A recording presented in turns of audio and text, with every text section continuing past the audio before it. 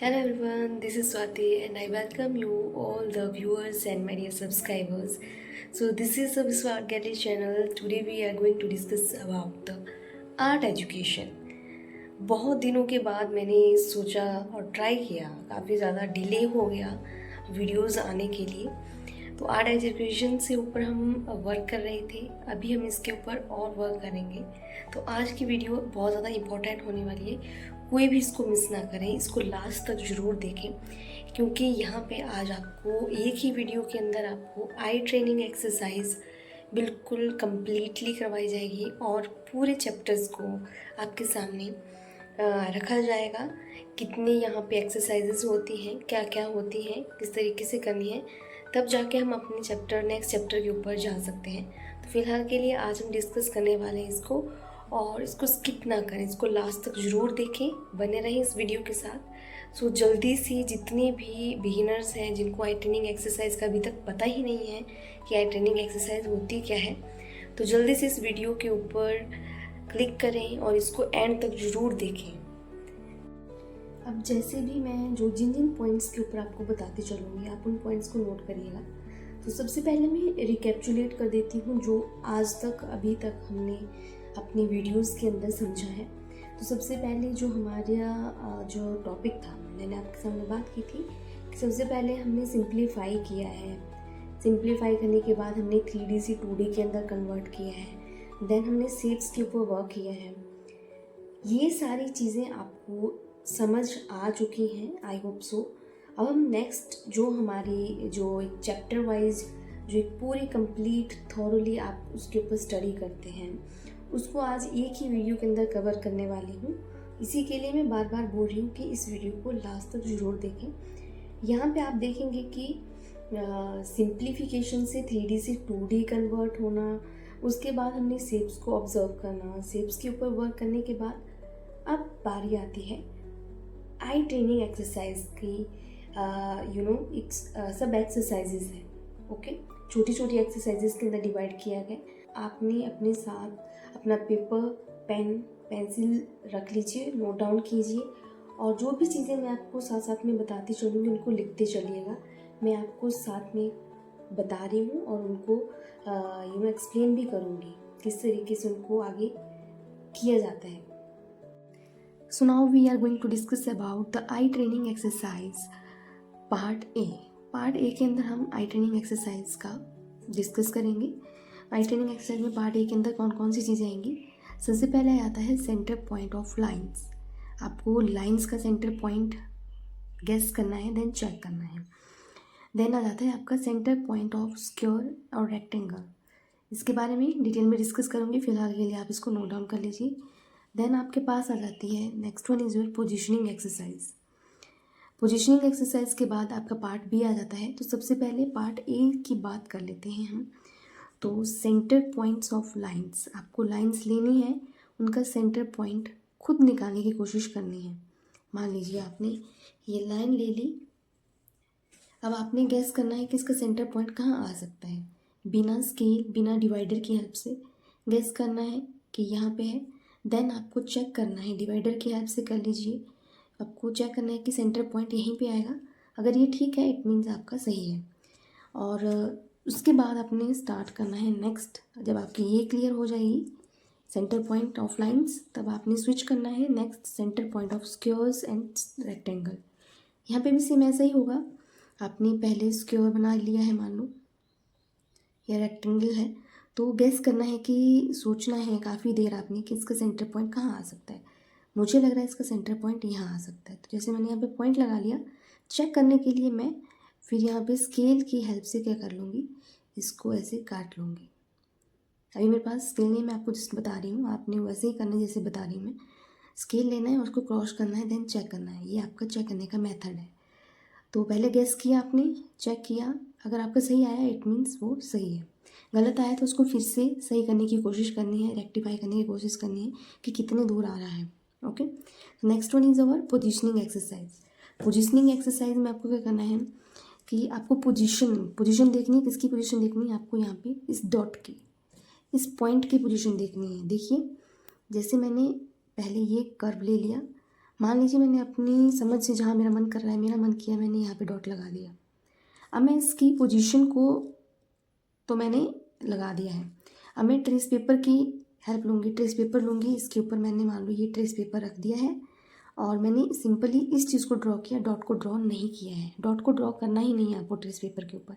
फिर trace paper को अपने साइड में रखना है और इस रेफरेंस को आपने सामने रखना है।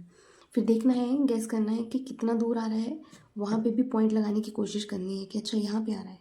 देन उस ट्रेस पेपर को अपने रेफरेंस के ऊपर रखना है कि वो सेम पॉइंट पे, सेम पोजीशन के ऊपर लाई कर रहा है। इट मीन्स आपकी पोजीशनिंग एक्सरसाइज के ऊपर आप वर्क करना स्टार्ट कर गए हैं।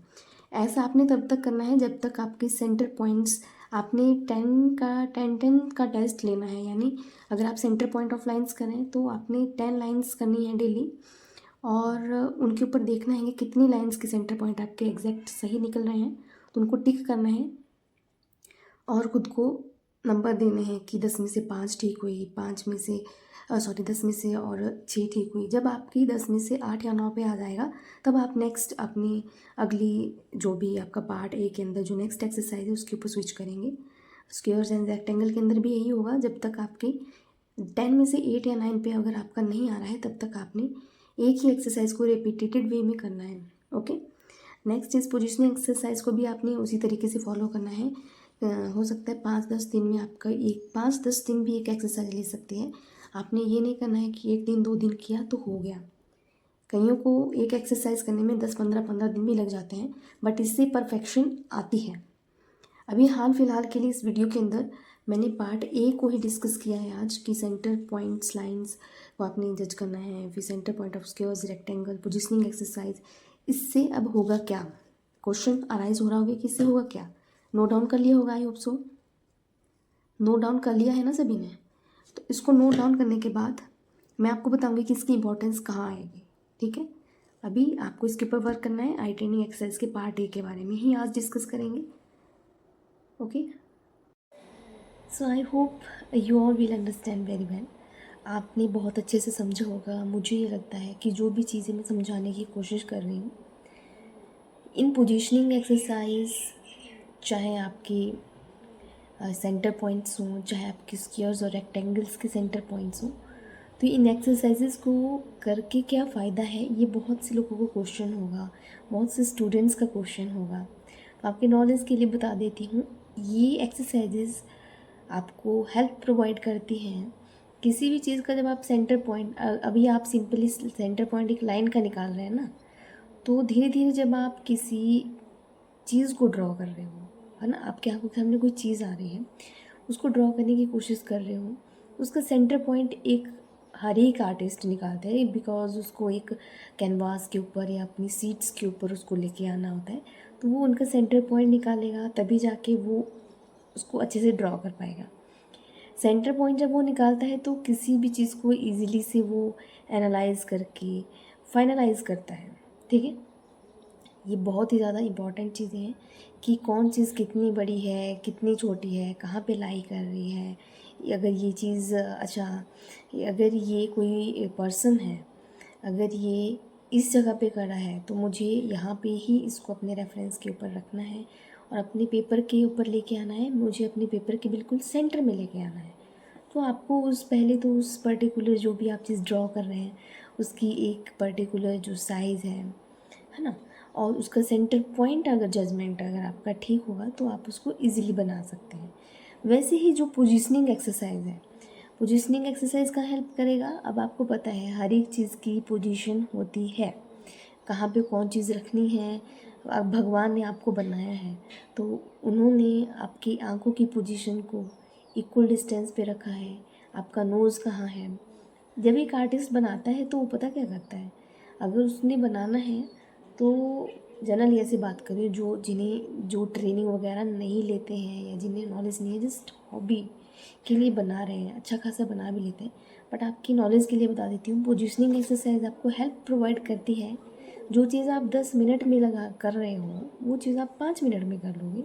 जो चीज़ आप आधे घंटे में कर रहे हो वो चीज़ आप 15 मिनट में कर लोगे। ठीक, होता क्या है, अब देखिए सिंपली, जब पोजीशन का मतलब है आपने उस डॉट की तरफ देखा कि आपने वो डॉट अपनी मर्ज़ी से लगा लिया पहले तो, फिर उसको गैस किया कि अच्छा टेस्ट पेपर के ऊपर वो वहाँ पे लाई कर रहा है। उसकी हेल्प आपको प्रोवाइड हो रही है कि आपने जब मेरा साइड फेस देख रहे हो तो साइड फेस के अंदर अच्छा मेरा नाक की पोजीशन यहाँ से यहाँ की तरफ कितना है, कितना डिस्टेंस पे है। ओके, तो आप पहले इसका सेंटर पॉइंट निकालोगे, इस साइड का इस सेंटर पॉइंट से कितना दूर है, वो एक पोजीशन शो कर रहा है। तो ये चीज़ें बहुत इम्पॉर्टेंट होती हैं, चाहे आप अपने लैंडस्केप्स बना रहे हों, चाहे आप किसी पर्सन्स की ड्राइंग बना रहे हो, कौन चीज़ कहाँ पे लाई कर रही है, कितनी डिस्टेंस पे है, कहाँ पे किसका सेंटर पॉइंट है, कहाँ पे किसकी पोजीशन है। तो इसी के लिए ये एक्सरसाइजेज ज़रूरी है और आपको इन चीज़ों को फॉलो करना है। अगर आपने डेडिकेटेड हो अपने आर्ट वर्क के लिए, अपनी सिंपली अगर आपको बता देती हूँ, आपको ये चीज़ बहुत इजीली और फ्रीली प्रोवाइड हो रही है, तो आपको इस चीज़ को सीखना चाहिए। लियोनार्डो दा विंची के बारे में आपने सुना होगा, आई होप सो। तो वो एक बहुत ही महान आर्टिस्ट रहे हैं अपने टाइम में। उन्होंने अपनी जो स्टडी रही उनकी आर्ट वर्क के ऊपर, तो वहाँ पे उन्होंने काफ़ी ज़्यादा जिक्र किया है आई ट्रेनिंग एक्सरसाइजेस के ऊपर, positioning exercise, angle exercise, shapes, 3D to 2D, उन्होंने हर एक चीज़ के बारे में बताया है। तब जाके उनके आर्ट वर्क्स एक अलग लेवल पे आए हैं। आर्ट वर्क्स आपको लगता है कि किसी का भी आर्ट वर्क ऐसे ही फेमस हो जाएगा? लियोनार्डो दा विंची उनके नाम क्यों इतना लिया जाता है, क्यों उनका आर्ट की फील्ड में इतना नाम है?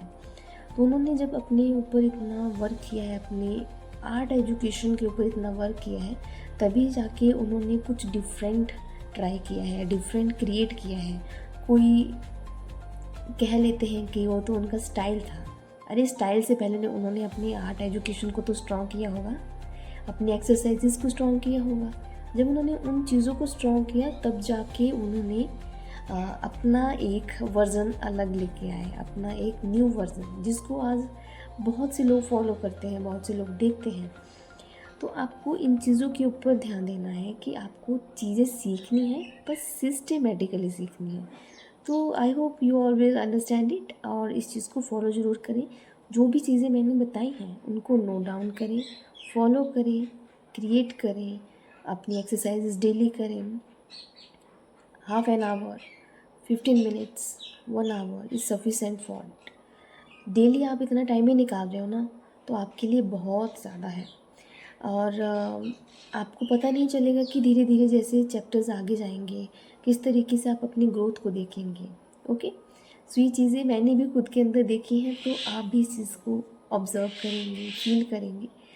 So till then, take care, keep creating, keep drawing, and also follow all the instruction which I share with you.